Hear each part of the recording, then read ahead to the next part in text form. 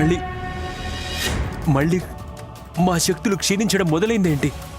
అంటే ప్రమాదం ఇంకా దాటిపోలేదు. అవును ఇంద్రదేవా.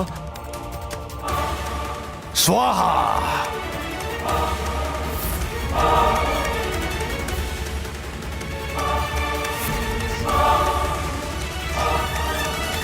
నా రక్తాన్ని ఆహుతి చేసి ఈ యజ్ఞాన్ని కొనసాగించాల్సి వచ్చినా నేనేమాత్రం వెనుకాడను.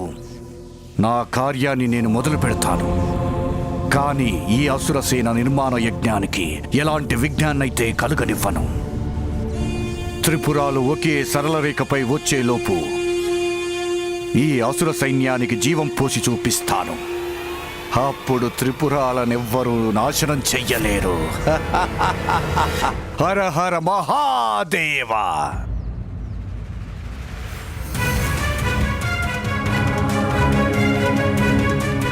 మనం వెంటనే త్రిపురాసురుల్ని అడ్డుకోవడం మంచిది. లేకపోతే త్రిపురాలు ఒకే రేఖలోకి వచ్చే లోపుగానే మనం సర్వసన్నద్ధంగా ఉండాలి.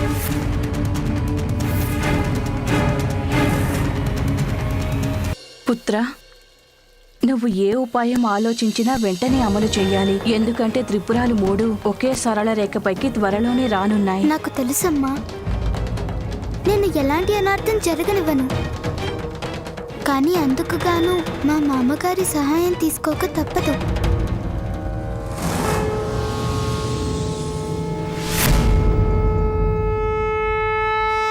నా నుండి ఏం సహాయం కోరుతున్నావు అల్లుడు? మామయ్య, త్రిపురాసురులో అంతర్గతంగా ఉన్న కుటిలత్వాన్ని బయట పెట్టడంలో నాకు సాయం చేయండి. తన భక్తులను సంహరించడానికి వెనకాడుతున్నారు మహాదేవుడు. అందుకే నా సహాయం కోరడానికి వచ్చావా గణేశ? కానీ శంకర భగవానుడికి తన భక్తులను దండించాల్సి వచ్చినప్పుడల్లా ఇలాంటి సంకోచమే కలుగుతూ ఉంటుంది. దారి తప్పుతున్న సంతానాన్ని సరిదిద్దడానికి ఏ తండ్రి పరిస్థితి అయినా ఇలాగే ఉంటుంది. ఎంతైనా మహాదేవుడు బోలా శంకరుడు కదా. మామయ్య గారు, కానీ తమరు బోలా విష్ణువు కాదు కదా. తమరు సూటిగానే ఆ దుష్ట త్రిపురాసుల అసురు స్వరూపాన్ని బయట పెట్టగల సమర్థులు. కావాలంటే తమరే పరీక్షించండి. నా మాట నిజమైతేనే వారి రహస్యాల ప్రయత్నాలు బయటపెట్టండి. త్రిపురాలను అంతం చేసి అధర్మాన్ని నాశనం చేయటానికి ఇది మాత్రమే ఏకైక మార్గం. త్రిపురాసురుల మనసులోని మాలిన్యాన్ని బయటపెట్టడానికి నా కాలి దూలే చాలు అల్లుడు.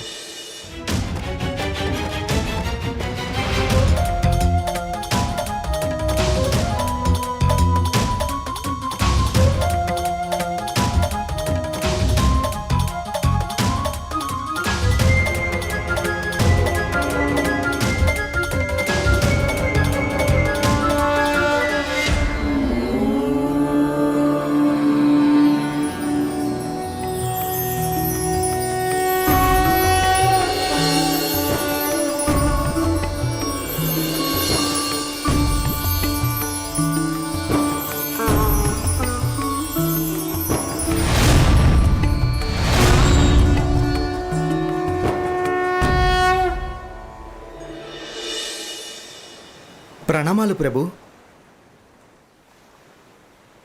ప్రణామాలు మాత. తమరి కాలి ధూళి నుండి ఉత్పన్నమైన ఈ అరిహంతుడు ఏమి చేయాలో సెలవివ్వండి ప్రభు. గణేశుడు చెప్పినటువంటి త్రిపురాసురుల మనసులోని మాలిన్యాన్ని బయట పెట్టగలిగితే అంతే చాలు. తమ ఆజ్ఞ ప్రభు. అరిహంతార్య, తమరికిప్పుడు ఎక్కువ సమయం లేదని గుర్తించండి. త్వరలో త్రిపురాల దగ్గరకు చేరి ఒక రేఖపైకి రానున్నాయి. అవి ఆ సరళ రేఖపై ఉన్నప్పుడు మాత్రమే వాటిని నాశనం చేయడానికి సాధ్యపడుతుంది. అలాగే.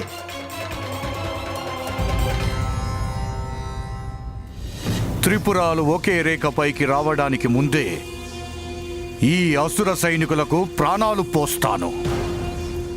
అప్పుడెవరూ త్రిపురాలను నాశనం చేసే ప్రశ్నే ఉత్పన్నం కాదు. యజ్ఞగుండంలో అగ్ని రాను రాను మందగిస్తుంది. ఈ అగ్నిని మరింత తీవ్రతరం చేయాల్సిన అవసరం ఉంది. దానికి రక్తతర్పణం చెయ్యక తప్పదు. ఆగండి గురుదేవా.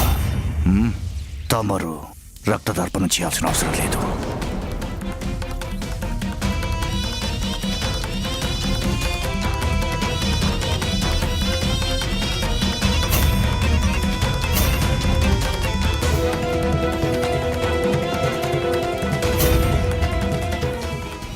స్వాహ, ఓం హైం క్రీం హోం పట స్వాహ. గురువర్య, ఇంకా ఈ యజ్ఞం ఎంత మాత్రం ఆగదు. త్వరలోని అది సంపన్నం కాక తప్పదు ఆచార్య. ఇక దేనికి తడుముకోవాల్సిన అవసరం లేదు. నేను భాండాగారాన్ని హవిస్సులతోనూ నెయ్యితోనూ నింపేశాను కదా.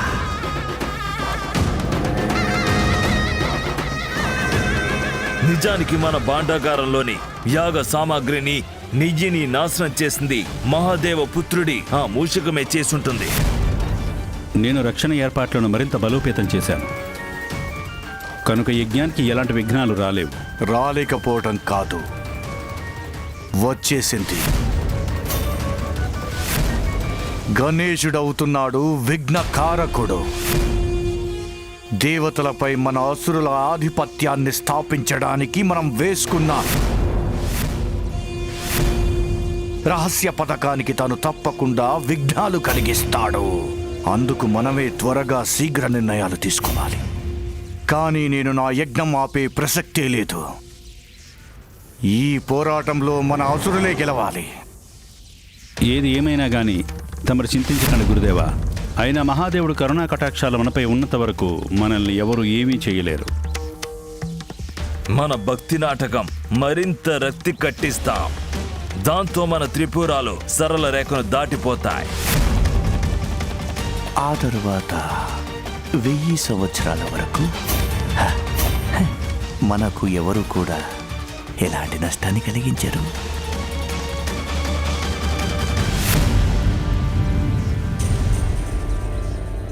త్రిపురాలు ఒకే రేఖపైకి రావడానికి కొంత సమయమే మిగిలి ఉంది. ఈ అవకాశం చేజారిపోకముందే మన గజాననుడు ఏదో ఒకటి చేయాల్సి ఉంటుంది.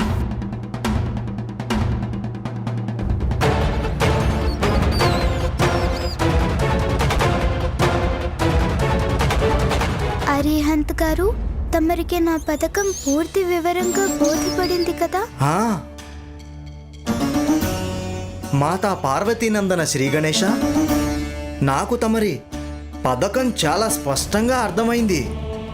అందుకే నేను తమరి తెలివితేటలకి పథక రచనకి నేను శ్రీ గణేశ మంత్రముగ్ధున్నైపోయాను. ధన్యవాదాలు. కానీ ఒకటి గుర్తుంచుకోండి, ఈ కార్యాన్ని మనం నియమిత కాల పరిధిలోనే పూర్తి చేయాలి. నాకు నమ్మకం ఉంది, మన పథకం తప్పకుండా విజయవంతమవుతుంది. అవుతుంది శ్రీ గణేశ.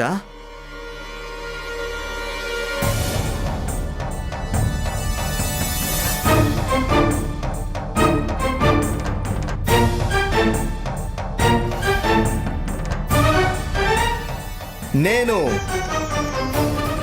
నారాయణుడి అంశను అరిహంతుడిని త్రిపురాల్లో ప్రవేశించాలని కోరుతున్నాను. నారాయణుడి అంశకు ఎక్కడేం పని? గురుదేవులు మనకు చెప్పారు కదా జాగ్రత్తగా ఉండాలని. కనుక మనం జాగ్రత్తగా ముందుకు వేయాలి. నా వలన ఎవరూ బాధపడాల్సిన అవసరం లేనే లేదు. నేనిక్కడికి నాకు కాబోయే స్నేహితులకి సహాయం చేయడానికే వచ్చాను. తనని లోపలికి రానివ్వడం తప్పనుకుంటే మెప్పు పొందను నేను. వచ్చేది దివ్యమైన అమృతం. ఇంకా అలాగే ఈ అరిహంతుడిని రానిచ్చినట్లయితే ఈ సమస్త త్రిపురాలలోని అసురులందరికీ అమరత్వాన్నిచ్చే ఏకైక సాధనం అదే దివ్యామృతం, స్వచ్ఛమైన అమృతం లభించబోతోంది మీకు.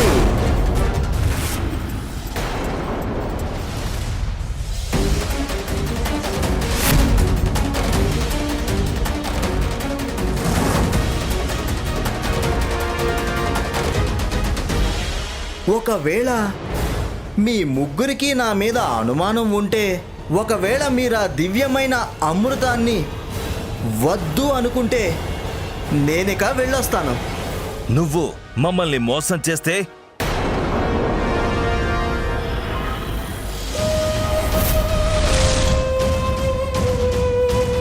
నారాయణుడికి అంశమై ఉండి కూడా తన శత్రువుల కోసం అమృతాన్ని ఎందుకు తెచ్చావు నువ్వు?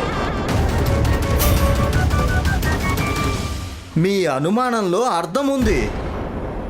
అంశను తనకి మిత్రుణ్ణి కాదు, సేవకుణ్ణి తనకి, కానీ తన శుభం కోరేవాడిని కానే కాదు. ఏ విధంగా తమ అసురుల్ని ఎవరు లెక్కలోకి తీసుకోరో సరిగ్గా అదే విధంగా ఈ అరిహంతుని కూడా తిరస్కరించారు వారు. స్వయంగా నారాయణుడే. నారాయణుడి మలినాల నుండి పుట్టించారు నన్ను.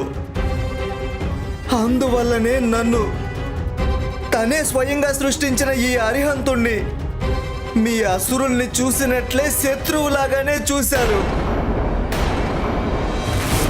హీనంగా చూస్తే కన్నబిడ్డల శత్రువులు అవుతారు. ఇక శత్రువులకు శత్రువులే మిత్రులు అవుతారు.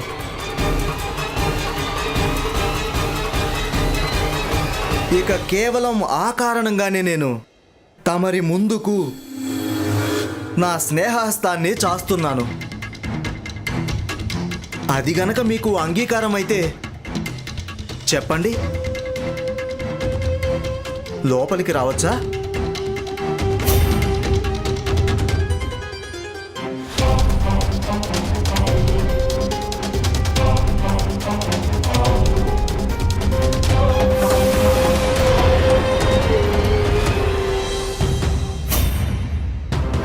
అరిహంతుడు తన బుద్ధిబలాన్ని ఉపయోగించి త్రిపురాలలోకి ప్రవేశించారు. వారు త్రిపురాసుల నాటకాన్ని ఎలా బయట పెడతారో చూడగానే కుతూహలం పెరుగుతుంది. నువ్వు మాకు అబద్ధం ఎందుకు చెప్పావు? నీ దగ్గర నిజంగానే అమృతం ఉందని. ఇప్పుడు అర్థమైంది. నిన్ను ఆ మహాదేవ్ పుత్రుడు గణేష్ పంపాడు కదూ మా యోజనాల్ని భంగం చేయడానికి. ఇంకో మాట, త్రిపురాల్లో ప్రవేశం పొంది మాకు మోసం చేశావు. చెవులయ్య, లోపల ఏం జరుగుతుందో వినడానికి నాకు కొంచెం సహాయం చేయొచ్చుగా? లేదు, ఏవో విషపూరితమైన క్రీడలు పడుతున్నాయి మీ మనసులపై. అందువల్లనే మీరు బాధలో ఉన్నారు. అంతకు మించి దేని గురించో బాధపడుతున్నారు, ఆందోళన పడుతున్నారు. మీ గుండెలు దడదడలాడుతున్నాయి. అయితే మీ చింతలన్నింటినీ దూరం చేయడానికి, మీపై విస్తరిస్తున్న క్రీనీడల్ని తొలగించడానికి కావలసిన దివ్యామృతం ఉంది ఈ అరిహంతుడి దగ్గర.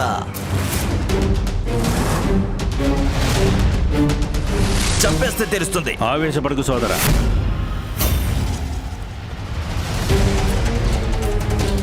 నువ్వు ఏ విషపు క్రీనీడల గురించి చెబుతున్నావు? నేను నీకు మరో అవకాశం ఇస్తున్నాను. ఇప్పుడు చెప్పు, నువ్వు మా త్రిపురవాసులకు ముంచుకొస్తున్న ముప్పుకు కారణం ఏమిటో?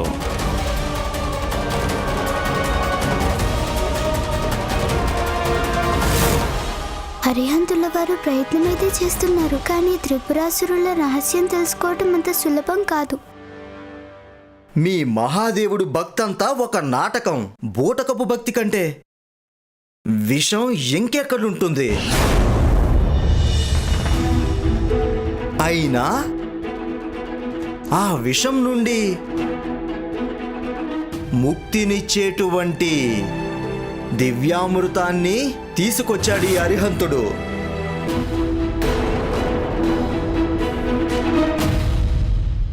తమరి మెదడులోనూ ఇంకా మనసులోనూ, ఈ రెండింటిలోనూ కేవలం ఒకే ఒక ప్రబలమైన కోరిక నిండి ఉంది.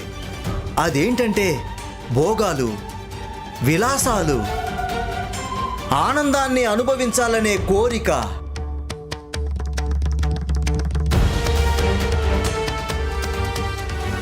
కానీ వాస్తవం ఏమిటంటే, ఇవన్నీ మీకు లభించిన తర్వాత కూడా మీ అందరూ కూడా కేవలం భయం కారణంగా మీరందరూ దరిద్రుల్లాగా జీవితాన్ని గడపక తప్పని పరిస్థితి వచ్చింది.